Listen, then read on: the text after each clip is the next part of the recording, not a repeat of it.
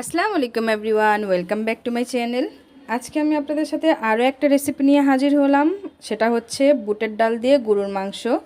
এখানে আমি নিয়ে নিয়েছি গরুর মাংস, দেখতেই পাচ্ছেন আপনারা। তারপরে এখানে আমি মশলা অ্যাড করে দেব, যেমন এলাচ, দারচিনি, লবঙ্গ, তেজপাতা। তারপরে এখানে আমি পেঁয়াজ কুচি দিয়ে দেব। যেহেতু আমি একটু আজকে বেশি পরিমাণে গরুর মাংস রান্না করব, তাই এখানে আমি কিন্তু সব কিছুই বেশি পরিমাণে দিব, যেমন সব কিছু, যেমন আদা রসুন বাটা, তারপরে পেঁয়াজ, মশলাপাতি সবই আজকে আমি বেশি পরিমাণে দেব। তারপরে এখানে আমি আদা রসুন বাটা দিয়ে দিলাম। তারপরে এখানে আমি হলুদের গুঁড়ো, মরিচের গুঁড়ো, তারপরে দিয়ে দিব স্বাদ মতো লবণ। লবণটা আপনারা বুঝে শুনে অ্যাড করবেন, আপনাদের পরিমাণ মতো আপনারা দিয়ে দিবেন।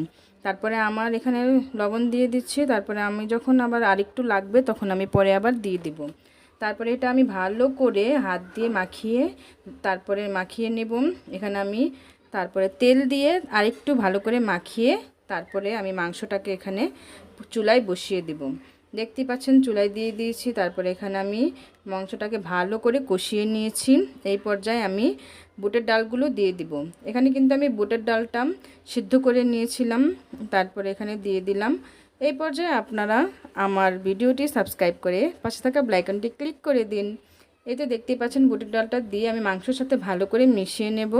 মেশানো হয়ে গেলে এখানে আমি ঢেকে কিছুক্ষণ রান্না করব। তারপরে তো দেখতেই পাচ্ছেন কেমন হয়েছে। এখানে আমি এই পর্যায়ে 5-6টা কাঁচামরিচ দিয়ে দিব, আর আমি এখানে ঝোলের পানি অ্যাড করে দেব কিছুটা। আপনারাও আপনাদের আন্দাজ মতো ঝোলের পানি এখানে অ্যাড করে দিবেন। তারপর এখানে আমি ভালো করে ঢেকে কিছুক্ষণ ফুটিয়ে নেব।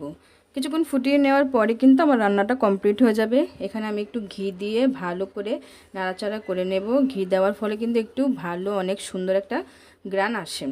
দেখতেই পাচ্ছেন কেমন হয়েছে। এই তো আমি পরিবেশন করে নিয়েছি। আজকের ভিডিওটা আমার কাছে আপনাদের কাছে ভালো লেগে থাকলে লাইক, কমেন্ট, শেয়ার করে দিবেন। আর আমাকে ফেসবুকে ফলো করতে ভুলবেন না কিন্তু। আল্লাহ হাফেজ।